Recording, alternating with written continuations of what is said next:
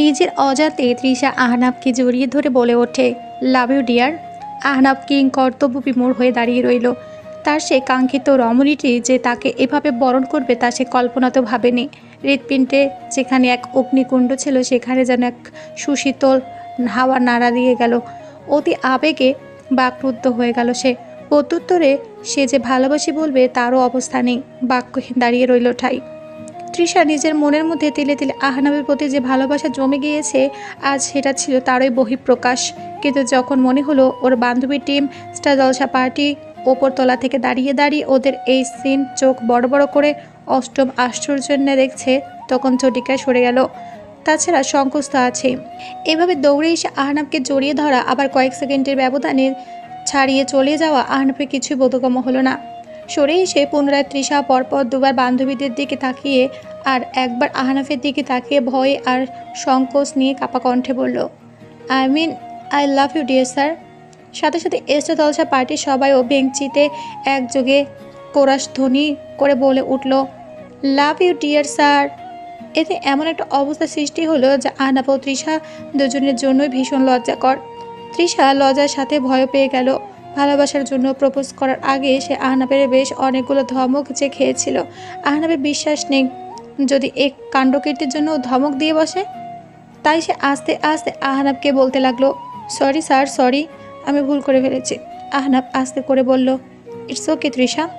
ট্রেনা দৌড়ে এসে বলতে লাগলো, তৃষা, তুই না জানতাম ফাস্টিংয়ে ছিলি, প্রেমের ফাস্টিংয়ে ছিলি, আর এখন সে ফাস্টিং ভেঙে ডুবে ডুবে প্রেম জল খাচ্ছিস। তৃণার এহেন কথা শুনে তৃষা জন্মের লজ্জাটা পেল। প্রত্যুত্তর আর কি দেবে, লজ্জায় লাল হয়ে তাল গাছের মতো দাঁড়িয়ে রইল। ওদিকে স্নিগ্ধা সরাসরি আহনাবকে বলে উঠল, স্যার, তাহলে তৃষাকে ম্যাথ কারণের ফাঁকে ফাঁকে প্রেমও শিখিয়েছেন দেখতে পাচ্ছি।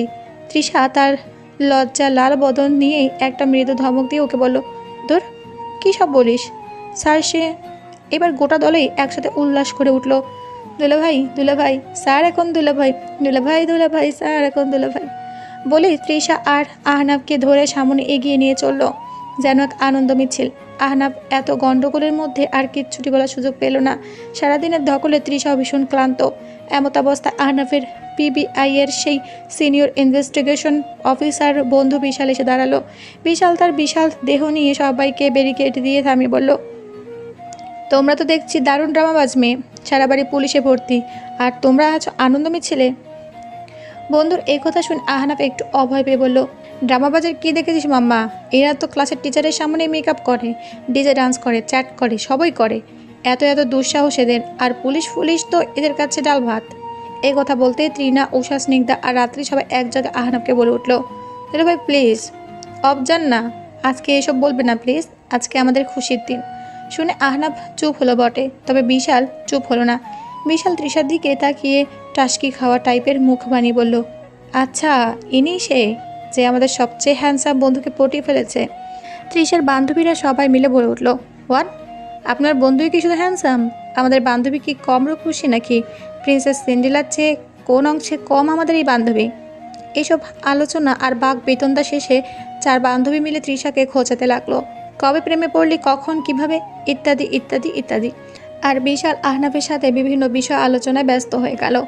রাতে আহনাফ তৃষার চার বান্ধবীকে নিজ দায়িত্বে নিজ বাড়ি পৌঁছে দিল, আর তৃষা ও তার ছোট দুই ভাই গেল পুলিশ কাস্টাডিতে। কনক চাপাকে যেহেতু বাদী হয়ে একটা মামলা দায়ের করতে হবে জহিরের নামে, সেহেতু কনক চাপাকে আগে থানায় পাঠিয়ে দেওয়া হয়েছিল, আর পরবর্তীতে তৃষাকেও নেওয়া হলো। সে রাত আর ওরা কেউ ঘুমাতে পারল না, এ জায়গা ও জায়গা দৌড়াদৌড়ি করে। জহিরের নামে থানায় সর্বমোট 3টি মামলা হয়েছে। একটি হলো মাদক চোরাচালান ব্যবসায় নিজের অংশীদারিত্বের জন্য, দ্বিতীয়টি হলো নারী কেলেঙ্কারির জন্য ও কনক চাপার অধিকার ক্ষুণ্ণ ও তার প্রতি করা জুলুম অত্যাচারের জন্য, ও তৃতীয়টি হলো তৃষার ছবি ব্ল্যাকমেল করে ভুয়া ছবি ও ভিডিও বানিয়ে ওকে ব্ল্যাকমেল ও হয়রানি করার জন্য। নিজেদের জীবনের ঝুঁকি নিয়ে আব্রাহাম ও জহিরকে ধরিয়ে দিয়ে নিরাপত্তা বাহিনীর কাজকে সহসাধ্য করার জন্য তৃষা ও তার বান্ধবীদের জেলা পুলিশ সুপার ও জেলা ম্যাজিস্ট্রেটকে ধন্যবাদ জ্ঞাপন করেছে। ওদিকে ববিতা জ্ঞান ফিরলে ওকে সহ ইন্দু আর বিন্দুকে থানায় নিয়ে যাওয়া হয়েছে ইন্টারোগেশনের জন্য, কারণ তারাও প্রত্যক্ষ ও পরোক্ষভাবে জহিরকে সাহায্য করেছে ও বিভিন্ন অন্যায় করার জন্য উৎসাহ ও উদ্দীপনা জুগিয়েছে। তাদেরও অবশ্য জেল জরিমানা হবে। জহির শেখ তার অতি লোভের জন্য নিজের করা রাজ্য ও রাজত্ব সব হারালো। পুলিশের ইনভেস্টিগেশনে গোটা দেশে জহিরের প্রায় 2 ডজন ডিভোর্সপ্রাপ্ত ও অডিভোর্সপ্রাপ্ত স্ত্রী পাওয়া গেল। এরা সবাই জহিরের দ্বারার ভিকটিম। 3 সন্তান সহ কনক চাপা ঠাঁই নিল শহরের এক ভাড়া বাড়িতে। এসব কাজ বিশাল ও আহনাব সহ আহনাবের সকল বন্ধু তাদেরকে যার পর নাই সাহায্য করেছে। কয়েকদিন তৃষা ও তার মাকে নিয়ে এই জায়গা ও জায়গায় দৌড়াদৌড়ি করে জহির শেখের সম্পত্তি হতে তাদের নিজেদের ভাগ বুঝিয়ে দিতে আহনাব ও বিশাল সক্ষম হলো। কনক চাপার ওপর যেহেতু জহিরের 2 ছেলে দায়িত্ব রয়েছে, সেহেতু সে জহিরের সম্পত্তির একটা বড় ভাগই পেল, সাথে স্ত্রী হিসাবে নিজের হিস্সাও তো রয়েছেই। জহিরের কত বছর সাজা হবে এখন তা আদালতে নির্ধারণ করবে। পাভেল ও নয়ন তাদের দাস জীবন হতে মুক্ত হয়ে জেলা শহরে এক ডিপার্টমেন্টাল স্টোর খুলে বসেছে। সেখানে তাদের পাশে কনক চাপাও নিজের একটা টেইলারিংয়ের দোকান খুলে বসেছে। কলেজে তৃষার আনুষ্ঠানিক ক্লাস শেষ। ফেয়ারওয়েলও হয়ে গেল বিশাল এক আয়োজন অনুষ্ঠান করে। ফেয়ারওয়েলের কয়েকদিন বাদেই হলো আহনাব ও তৃষার এঙ্গেজমেন্ট। একটা ছোটোখাটো ঘরোয়া আয়োজন করে তৃষা আর আহনাবের এঙ্গেজমেন্ট হয়ে গেল। শুধু দুপক্ষের ঘনিষ্ঠ কয়েকজন বন্ধু বান্ধব ও আত্মীয় স্বজন, তাছাড়া বাবা আর ভাই ছাড়া কনক চাপার আছেই বা কে। তবে বাবা ভাইরা তার উপর ভীষণ ক্ষেপে আছে জহিরকে পুলিশে ধরিয়ে দেওয়ার জন্য। যত যাই হোক, কয়টা টাকা তো পাওয়া যেত জহিরের কাছ থেকে, তবে এর জন্য কনক চাপাকে কি ত্যাগ স্বীকার করতে হয়েছে তা তাদের বোধগম্য ছিল না। তাই কনক চাপা তার লোভাতুর ভাই ও বাবাকে ত্যাগ করে দিল। এতদিন মুমূর্ষ মার ছিল কনক চাপার পিছুটান, এখন মা বেঁচে নেই, কোনো পিছুটানও আর নেই। বাবা ভাইকে বাদ দিলে কনক চাপার পরিবারে কোনো পুরুষ মানুষ নেই। তাই যেন কনক চাপার পরিস্থিতিতে কোনো জনরোষে না পড়তে হয়, তাই সে তৃষা ও আহনাফের এঙ্গেজমেন্ট করিয়ে নিশ্চিত হয়। আহনাফের মা ও বাবা শায়লা ও আশফিককে তো আগে অহনা রাজি করিয়ে নিয়েছিল, আর উভয় পরিবারের সম্মতিতে পরীক্ষার পরে বিয়ের তারিখ নির্ধারণ করা হয়। আহনাব প্রতিদিন কলেজে ক্লাস শেষ করে তৃষাকে পড়াতে আসে। তৃষার পরীক্ষা যেহেতু আর বেশি দেরি নেই, তাই আহনাব যতটা সম্ভব তৃষাকে পড়ার চাপে রাখে, আর তার মনোযোগে যাতে ব্যাঘাত না ঘটে সেজন্য নিজেদের মধ্যে আলাপচারিতাও বন্ধ করে দিয়েছে। ওদের দুজনের সম্পর্ক এখন শুধুমাত্রই ছাত্রী ও শিক্ষকের ন্যায়। দুজনের এত স্যাক্রিফাইসের জন্যই তৃষাকে সবাইকে অবাক করে দিয়ে সর্বাধিক জিপিএ নিয়ে টেস্ট পরীক্ষায় প্রথম স্থান অধিকার করলো। কিন্তু তৃষার বান্ধবীরা ওকে ফোন করে বিভিন্নভাবে আহনাফের সাথে নিজেদের ভালো একটা আন্ডারস্ট্যান্ডিং, মানে নিজের প্রেমটা ভালো করে জমিয়ে নেওয়ার পরামর্শ দেয়। কিন্তু নাজুকলতা তৃষা আহনাফের দিকে এখনও তাকিয়ে কথাই বলতে পারে না। বান্ধবীরা ওদের জুড়ি নাম দিয়েছে কাপল উইদাউট ইন্টিমিটি বা CWI। ওদিকে কিভাবে জানি গোটা কলেজে আহনাব ও তৃষার প্রেম ও এঙ্গেজমেন্টের খবরে থমথমে হয়ে উঠেছে। অনেক মেয়ের মন ভেঙেছে তাদের পছন্দের ড্যাশিং হ্যান্ডসাম শাড়ির এঙ্গেজমেন্ট খবরে। তৃষা, কনক চাপা ও আহনাব যেন এখন গোটা শহরে আলোচনার ভাইরাল টপিক। কেউ কেউ তৃষা ও কনক চাপার প্রতি সহমর্মিতা দেখাচ্ছে, সাথে আহনাব ও তার বন্ধুদের সহায়তায় যে তারা জহির শেখের ওই নরক থেকে উঠে আসতে পেরেছে তাতে গোটা শহরে আহনাবকে সাধুবাদ দিচ্ছে। আবার কেউ কেউ শিক্ষকের সাথে ছাত্রীর এঙ্গেজমেন্টের খবরটা নিয়ে হাসাহাসি করছে। কুটনি টাইপের মহিলারা বলে বেড়াচ্ছে মেয়েটা মনে হয় প্রেম করার জন্যই কলেজে যেত, আর ছেলেটাও কেমন লুচ্চা টিচার যে ছাত্রীটাকে সাড়া দেয়। এই সকল কথা ও অপপ্রচার মূলত সেই সব ছাত্রীরাই করছে যাদের অত্যাচার অতিষ্ঠ হয়ে আহনাব সর্বদা তাদের এড়িয়ে চলত। সাধারণ ছাত্র, শিক্ষক সবাই তৃষা ও আহনাবকে শুভকামনা জানাচ্ছে। শুধু কলেজের সেই সব ছাত্রী বাদে যারা আহনাবকে ভীষণ চাইতো, তারা এমন ভাব দেখাচ্ছে যেন আহনাব তাদেরকে প্রেম করে ছ্যাঁকা দিয়েছে। আহনাব তৃষাকে জড়িয়ে কোনো ভালো আলাপও তারা কোনো ক্রমে মেনে নিতে পারছে না, বরং সেগুলোতে নানা মিথ্যাচার দিয়ে ঢেকে দিচ্ছে। এই দলের মধ্যে অন্যতম হলো বিভা ও ওর পরিবার। বিভা ও তার বাবা মা আহনাফের এঙ্গেজমেন্টের খবরে যেন হাই ভোল্টেজের শক খেয়েছে। বিভার বাবা রাহুল চৌধুরী নিজের মেয়েকে মনমরা দেখে হতাশাগরে ডুবে যাচ্ছে। তাদের দিক থেকে তো তারা কোনো কমতি রাখেনি। আহনাফের বাবার কাছে নিজে ঘটক সেজে যে বিয়ের প্রস্তাব দিয়েছিল, সে প্রস্তাব তারা কিছুদিন ঝুলিয়ে রেখে পরে প্রত্যাখ্যান করেছে। রাহুল চৌধুরী এলাকার সম্মানী ও বৈভবশালী ব্যক্তি, জন্মসূত্রে বড় রাজনীতিবিদ। তার বাপ, চাচা ও বড় ভাইরা সব মন্ত্রী মিনিস্টার ছিল, আর যারা মন্ত্রী মিনিস্টার হতে চায়নি তারা সরকারের উচ্চ পদস্থ ও নীতি নির্ধারক ছিল। জীবনে তারা কোনোদিন কোনো নির্বাচনে হারেনি, আর সে কিনা একটা সামান্য কলেজের লেকচারারের কাছে হেরে গেল। সে হার রাহুল চৌধুরী কোনোভাবেই মেনে নিতে পারছিল না। তার মেয়েটা হয়তো সামান্য বোকা বলে সে আহনাবকে মন প্রাণ দিয়ে ভালোবেসেছে, আর সেই ভালোবাসার পরিণাম সে এভাবে পেল। বিভা সারাদিন কোনো খাবারই মুখে তুলছে না, আর এখন চোখে খুলছে না কি না কি খেয়েছে। এই দুই বাক্য শুনে যেন রাহুল চৌধুরীর গোটা দুনিয়া উল্টাপাল্টা হয়ে গেল। দৌড়ে গেল বিভার ঘরে। সারা ঘরে বইপত্র সব উল্টাপাল্টা হয়ে আছে, ছেঁড়া কাগজে গোটা ঘর ভর্তি। এমনকি বিভার নিজের HSC পরীক্ষার অ্যাডমিট কার্ডও ছিঁড়ে ফেলেছে। কয়েকদিন ঠিকমতো কোনো কিছু খায়নি বলে মাথা ঘুরিয়ে পড়ে গিয়েছে, অথবা অন্য কিছু খেয়েছে। মাথার কাছে কয়েকটা স্লিপিং পিল ও পড়ে থাকতে দেখলো রাহুল চৌধুরী। দ্রুত বিভাগকে মেডিকেলে নেওয়া হলো। আহনাফের জন্য নিজের মেয়ের এমন হাল দেখে রাহুল চৌধুরীর চোখ ফেটে জলে চলে এলো। নিজের স্ত্রীর কাছে আফসোস করতে লাগলো। সারা জীবন কারো ভালো ছাড়া ক্ষতি করেনি সে, কেন তার সাথে এমন ঘটলো? সেদিন বরাবরের মতো তৃষাকে আহনাব ম্যাথ পড়াতে এসেছে। কলেজের ক্লাস শেষ করে পরীক্ষার আর মাত্র হাতে গোনা কয়েকদিনই বাকি। কনকচাপা আহনাবকে রাতের খাবার খেয়ে যেতে বলায় সে রাতের খাবার খেয়ে দেরি করে বাসা যাওয়ার সিদ্ধান্ত নেয়।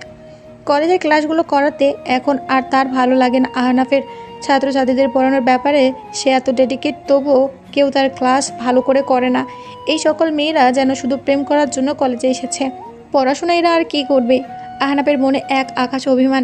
এসব বিষয়ে আলোচনা করছিল কনকচাপার সাথে, কারণ আজই এক ছাত্রী তাকে কল দিয়ে তৃষার নামে কুট্টা রটাতে ধরেছিল।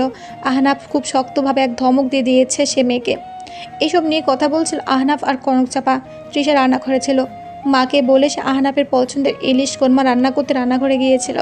হঠাৎই ছোট্ট করে একটা চিৎকার শুনে কনকচাপা রান্নাঘরে ছুটে গেল। সালাদ কাটতে গিয়ে তৃষা নিজের আঙুল কেটে ফেলেছে। তৃষাকে নিজের হাত চেপে ধরিয়ে দিয়ে কনকচাপা রান্নাঘরে গেল ইলিশ কোরমা রান্না শেষ করতে। হঠাৎ হাত ছাড়তে ফিনকি দিয়ে আবার রক্ত পড়তে লাগলো তৃষার হাত দিয়ে। আহনাফ কি বুঝে দ্রুত সে আঙ্গুল নিয়ে নিজের মুখে পড়ে নিল। তৃষা প্রথমবার আহনাফের ঠোঁটের স্পর্শ পেয়ে দারুণ বিচলিত হলো। প্রথমবারের মতো দুজনার দৃষ্টি যেন বিলীন হয়ে যেতে লাগলো। ঠিক তখনই আহনাফের ফোনে কল এলো। ওপাশ থেকে শায়লার কণ্ঠ ভেসে এলো, ভীষণ বড় একটা ঝামেলা হয়েছে, এক্ষুনি বাড়ি আয়। মায়ের কল পেয়ে আহনাফের কণ্ঠস্বর যেন রোধ হয়ে এলো। তৃষা জিজ্ঞেস করলে উত্তরটাও দিতে পারল না যে কি ঘটেছে সেখানে।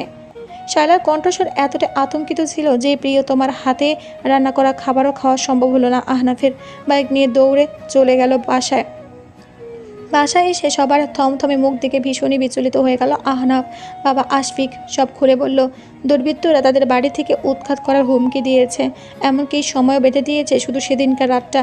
তাদের বাড়ির জমি কেনার সময় যে দলিল করা হয়েছে তাকে ভুয়ো বলে নিজেদের দলিলকে তারা আসল দাবি করছে দুর্বৃত্তরা। আর এদিক দিয়ে জমির মালিক দেশান্তরী। কোর্টে বহুদিন থেকে মামলা ঝুলে আছে, তবে সেই পক্ষ কোর্টের সিদ্ধান্ত মানতে নারাজ। তাই তারা আবার সেই বাড়ি শুদ্ধ জমি দখল করতে চলে এসেছে। তারা ক্ষমতাসীন দলের বলেই তাদের এত দাপট। এর আগে রাহুল চৌধুরী নিজে ওই জমির বিষয়টা সুরাহা করেছিল 10 বছর আগে। ওই পক্ষ মেনেও নিয়েছিল। এখন আবার 10 বছর পর ওই পক্ষ নিজেদের অপ্রতিষ্ঠিত দাবি নিয়ে চাঙ্গা হয়ে উঠেছে। তবে মেন কালপিট হলো জমির মালিক। ওই লোক এক জমি দুবার করে দুজনের কাছে বিক্রি করেছে। ওকে হাতে পেলে সব ঠিক হয়ে যেত। আশফিক থমথমে মুখে এসব ছেলেকে বুঝিয়ে বললেন, লোকগুলো ক্ষমতাসীন দলের হওয়ায় ওদের এত দাপট, আর এখন আবার রাহুল চৌধুরীর সাহায্য বা কোন মুখে চাই। আফসোস, তার দেওয়া বিয়ের প্রস্তাব যে ফিরিয়ে দিয়েছি। সারা জীবনের সঞ্চিত টাকা এই জমিটা কিনে বাড়িটা করেছিলাম, আর সেটা ধরে রাখতে পারছি না। শায়লা চিন্তিত স্বরে ছেলেকে এসব বলল। বিয়ের প্রস্তাব ফিরিয়ে দেওয়ায় এখন যেন তাকে অনুতাপ কুড়ে খাচ্ছে। আহনাফ মায়ের এ ধরনের কথা শুনে বিরক্তি নিয়ে বলল, কারো সাহায্য চাইতে হবে না মা, আমি দেখছি। এই কথা বলার সঙ্গে সঙ্গে ছেলেকে থামালেন শায়লা। অনেক দেখেছিস, আর দেখতে হবে না। ছাত্র জীবনে একবার ক্ষমতাসীনদের মার খেয়ে হাত পা ভেঙে বিছানা নিয়েছিলি না, মনে নেই? এটা নাটক সিনেমা না যে তুই একাই 100 জনকে মেরে ভর্তা বানাবি আর তোর কিচ্ছুটি হবে না। আহনাফ শুষ্ক মুখে বলল, তাহলে আমার সেই পিবিআই এর সেই বন্ধুকে রাখি? তোর মাথাকে খেয়েছিস নাকি? পিবিআই এর বন্ধু হলো ইনভেস্টিগেশন অফিসার, বিভিন্ন তদন্ত ও গোয়েন্দা কার্যকলাপ চালায়। আর সে তো সরকারি লোক, সরকারের বিরুদ্ধে সে কী করবে? আশফিক ছেলেকে ধমকে কথা বলল। এখন উপায় কি? আহনাফ উকিলকে কল দিতে চাইল, তবে আশফিক তাও মানা করে দিল। আমাদের উকিলকে বহুত টাকা খাইয়েছি, ও যে আর কি করতে পারবে তা বলাই বাহুল্য। তুই বরং রাহুল চৌধুরীকে একবার কল দে। বাবার এ ধরনের কথা শুনে আহনাফ বাবার কথাকে স্পষ্ট ভাষা নাকচ করে দিয়ে বলল, তোমার কি মাথা খারাপ হয়েছে বাবা? আমি রাহুল চৌধুরীকে কল দিই, আর সে এর বিনিময়ে আমাকে বলে বসবে যে তার মেয়েকে যেন বিয়ে করি। আমি কোনো ক্রমেই তাকে কল দেব না, হারগিজ না। এই বাড়িঘর হারালেও তো তাকে আমি কল দেব না। তোমার না বন্ধু হয় সে, তুমি কল দাও। আর সে তোমার কেমন বন্ধু যে বন্ধুর একটা উপকার করলে সে উপকারের প্রতিদান চায়? আশফিক ছেলের অবাধ্যতাকে যেন মানতেই পারলেন না, তবে তার চেহারা রুক্ষতায় তার ফুটে উঠল, আর শায়লার চেহারায় অজানা শঙ্কা। তবে আহনাফ বাবার রুক্ষতাকে গুরুত্ব দিল না। সে এখন ভীষণ টায়ার্ড। নিজের রুমে গিয়ে ফ্রেশ হয়ে তৃষাকে গভীরভাবে অনুভব করতে থাকলো। মেয়েটা এই পরীক্ষার আগেও তার জন্য ইলিশ কোরমা রান্না করে ঢুকেছিল, আর সে কিনা না খেয়ে চলে এলো। মেয়েটা না জানি কতটা কষ্ট পেয়েছে। ভীষণই কথা বলতে ইচ্ছে হলো তৃষার সাথে, তাই দ্রুত ফোন উঠিয়ে কনক চাপার নাম্বার ডায়াল করলো। তৃষা এখনও নিজের ফোন ব্যবহার করে না, তাই আহনাব মাঝে মাঝে কনক চাপার ফোনে কল দেয়। তাও মাত্র 1-2 মিনিটের বেশি কথা হয় না ওদের মধ্যে। আহনাব চায় না তৃষার গায়ে কোনো দোষ লাগে, কেননা এতদিনে এলাকার অনেকে এটা বলে ফেলেছে যে তৃষা নিজের টিচারের সাথে প্রেম পরিণয়ে আবদ্ধ হতে যাচ্ছে। ভালো মেয়ে হলে কি আর টিচারের সাথে প্রেম করে?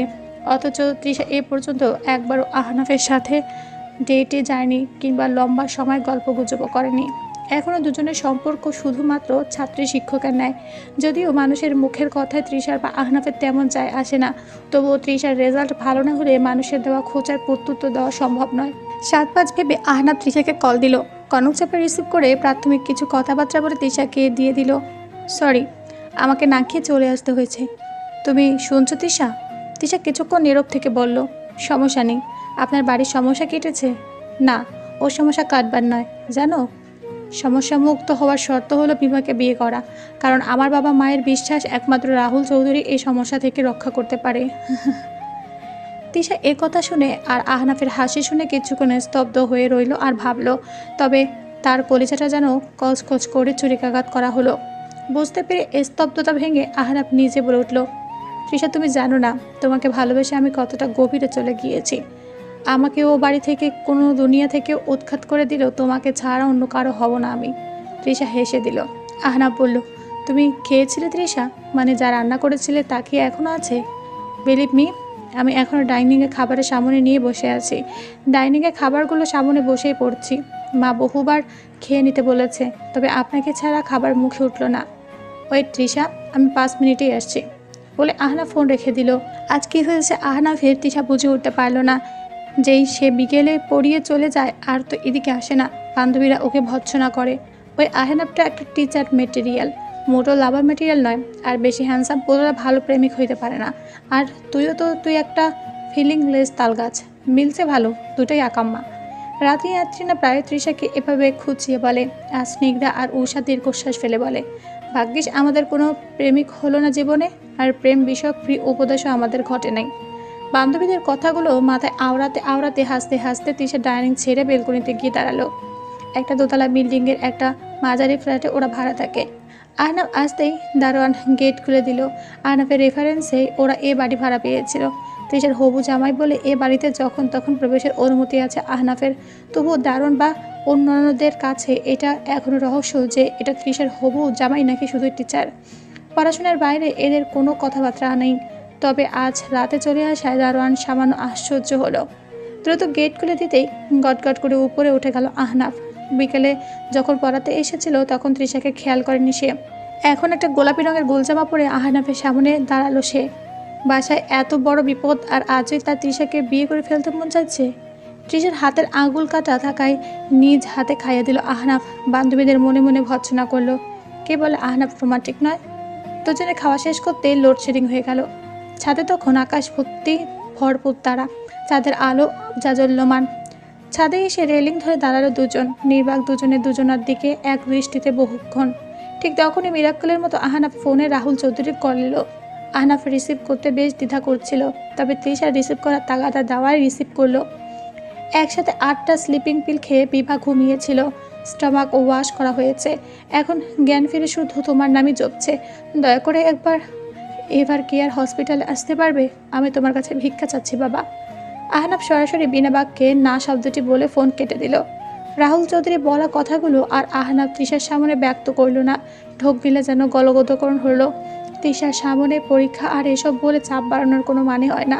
আহনাফ চেপে যেতে চাইল, খানিকক্ষণ চুপ থেকে বলল, বাড়ির জমির ব্যাপারে কথা বলার জন্য কল দিয়েছিল রাহুল চাচা। তৃষা উল্টো কোনো প্রশ্ন করলো না, তবে স্পষ্টই বুঝতে পারলো কিছু একটা নিশ্চয় ঘটেছে। না হলে আহনাফ এভাবে মিয়ে গেল কেন? মুহূর্তে মুখশ্রী পাংশুবর্ণ ধারণ করলো।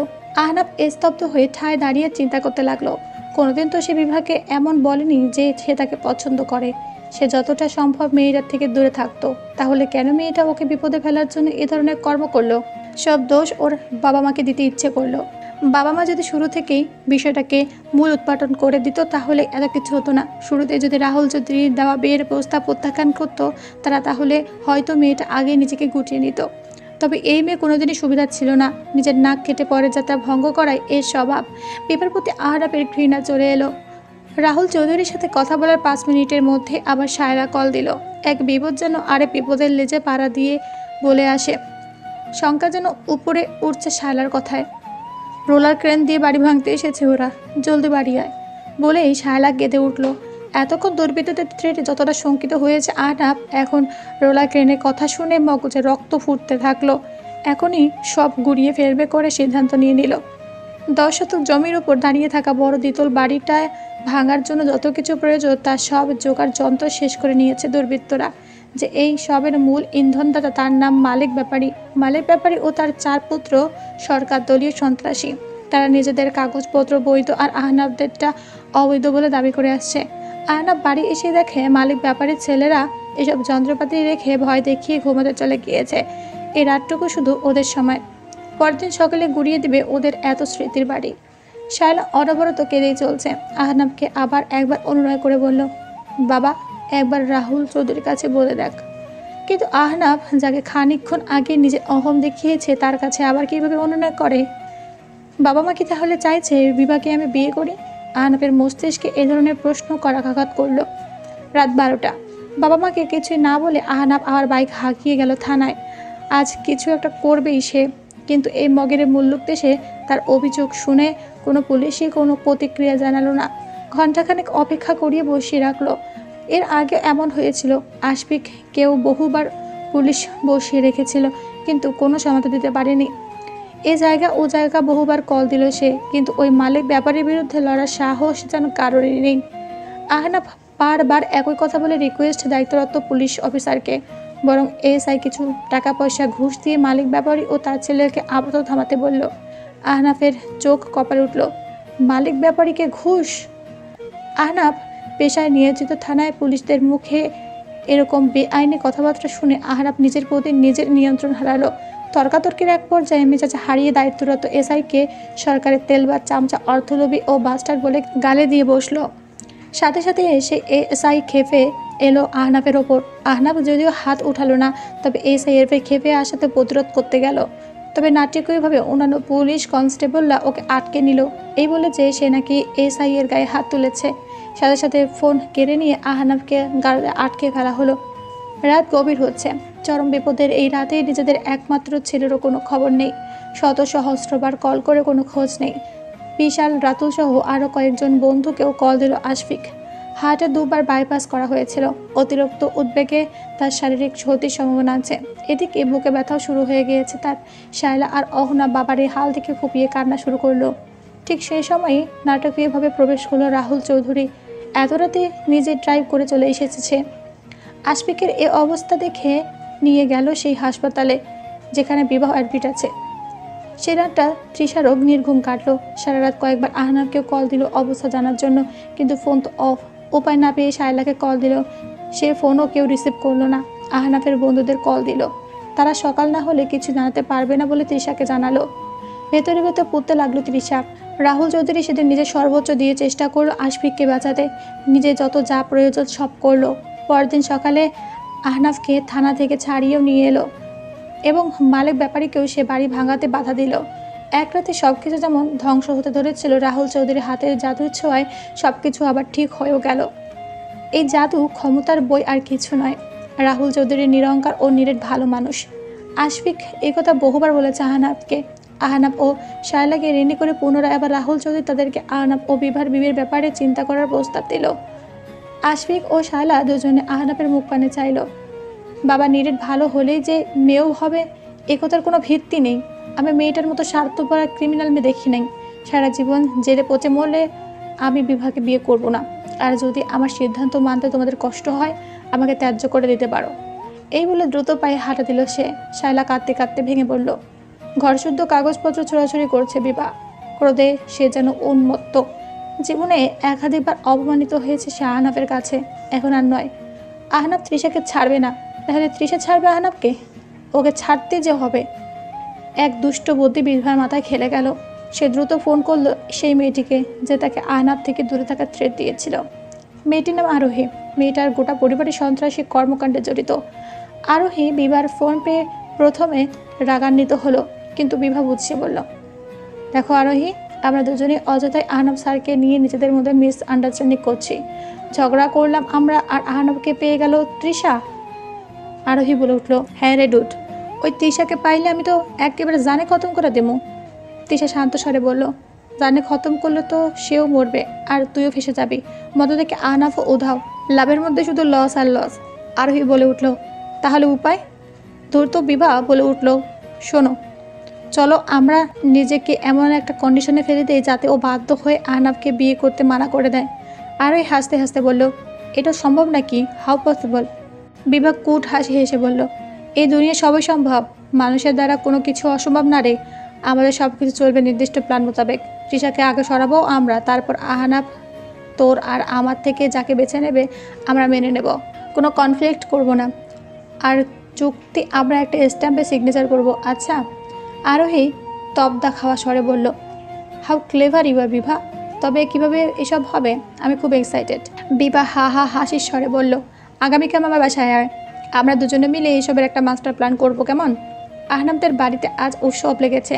কদিন আগে সপরিবারে উৎখাত হতে ধরেছিল যে মোকদ্দমার পেঁচে পড়ে আজ তার রায় এসেছে। রায় তাদের পক্ষে এসেছে। জমির মালিকের জেল জরিমানা হয়েছে এরকম এক জমি দুজনের কাছে বিক্রি করার অপরাধে, যদিও সেই লোক বিদেশে। তাকে বিদেশ থেকে ফিরিয়ে এনে শাস্তির আওতায় আনা হবে এবং তার ভিসাও বাতিল হয়ে গিয়েছে।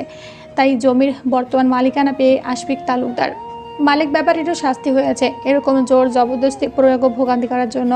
আর আশফিক ও শায়লা এর পুরো কৃতিত্ব দিচ্ছে রাহুল চৌধুরীকে, কারণ রাহুল চৌধুরীর সুপারিশেই সব সম্ভব হয়েছে। সারা জীবনে সঞ্চয় করা কষ্টে টাকা বাড়ি করা হয়েছে দেখে রাহুল চৌধুরীর প্রতি তাদের এত কৃতজ্ঞতা। রাহুল চৌধুরীকে সপরিবারে দাওয়াত করেছে আশফিক শায়লা দম্পতি। রাহুল চৌধুরী ও তার স্ত্রীর সাথে বিবাহ হয়েছে।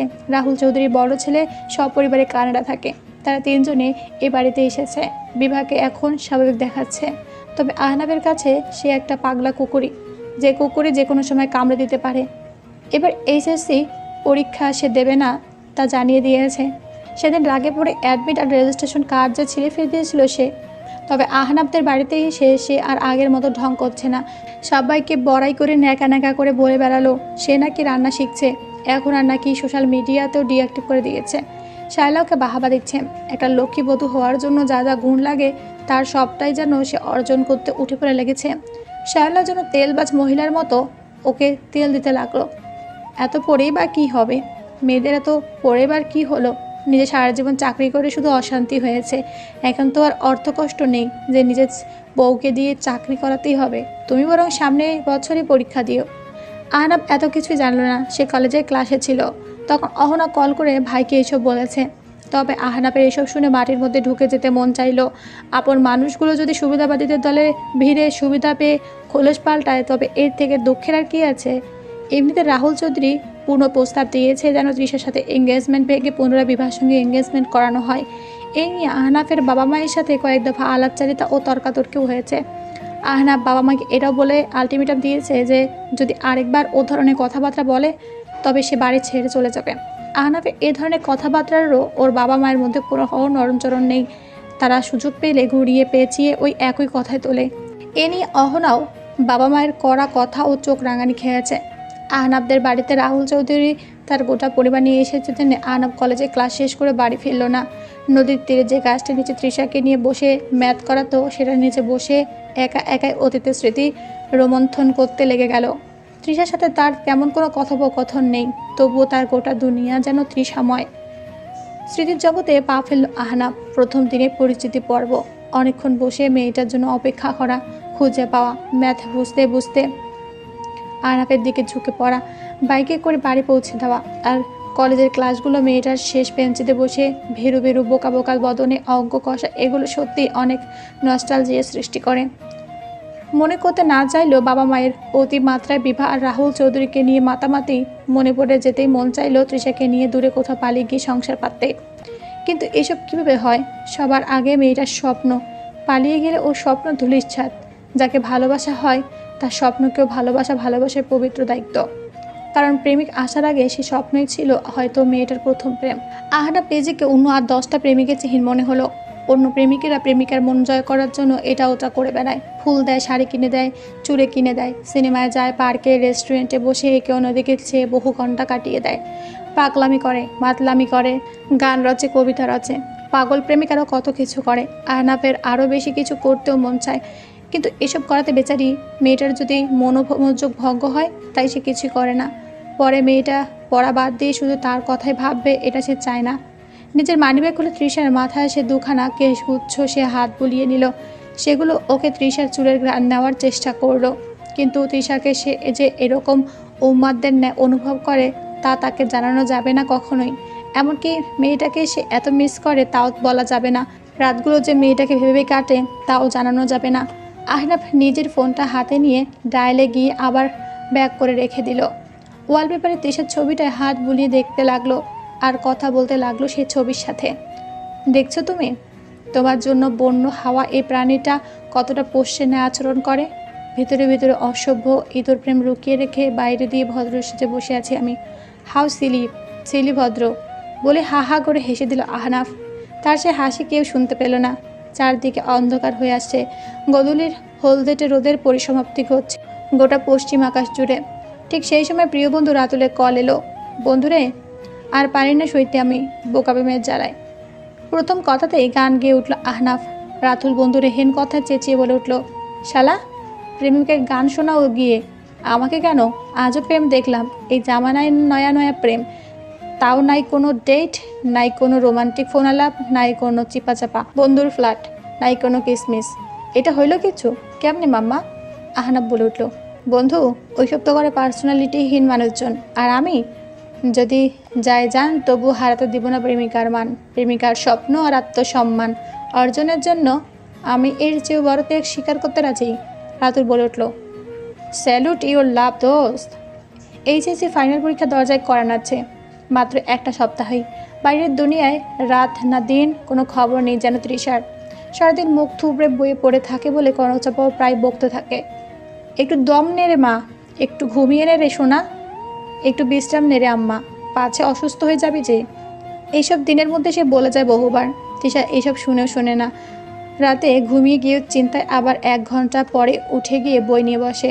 কনকচাপা নিজের প্রতি নিজেরই অভিযোগ করে, মেয়েটার পড়াশোনার জন্য যদি আগে থেকে একটু যত্ন নিতে পারতাম, পড়ার জন্য কত ইচ্ছা স্বাদ মেয়েটার, একটা প্রাইভেট যদি আগেই দিতাম, কেন ওই ক্রিমিনালটার বাড়ি থেকে আগে সাহস করে বের হয়ে এলাম না।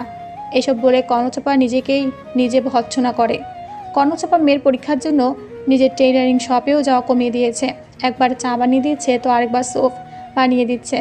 এটা ওটা পুষ্টিকর খাবার সামনে বারবার পরিবেশন করলেও নাক সিটকানো মেয়েটা ঠিক মতো কিছুই খাচ্ছে না। এ নিয়ে কনকচাপার অভিযোগের শেষ নেই।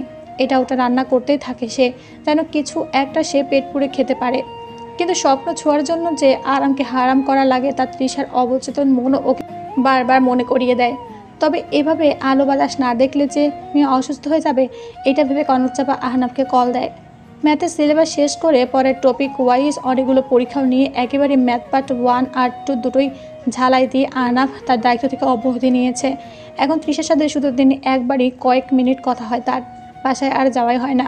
দেখতে মন চাইলেও যায় না, কারণ মেয়েটার হয়তো মনোযোগের ব্যাঘাত ঘটতে পারে এই চিন্তায়। তবে এবারে কনকচাপা ডেকে পাঠালো যাতে তৃষাকে নিয়ে বাইরে থেকে একটু আলো বাতাস দেখিয়ে নিয়ে আসে। ঠিক তখনই কলটা আসলো যখন আহনাফ তৃষার ভাবনায় সেই কথিত কুল গাছ নামক বট গাছের নিচে সন্ধ্যার পরে একা একা বসেছিল। কনকচাপা নিজে বলল, বাবা আহনাফ, তৃষার কথা আর জিজ্ঞেস করো না, আমি খুব চিন্তায় পড়ে গিয়েছি। ও তো বাইরের আলো বাতাস মোটও দেখছে না। আমি ভাবছি পড়তে পড়তে পাগলই না হয়ে যায়। তুমি কি একবার এদিকে আসবে যদি কোনো সমস্যা না থাকে?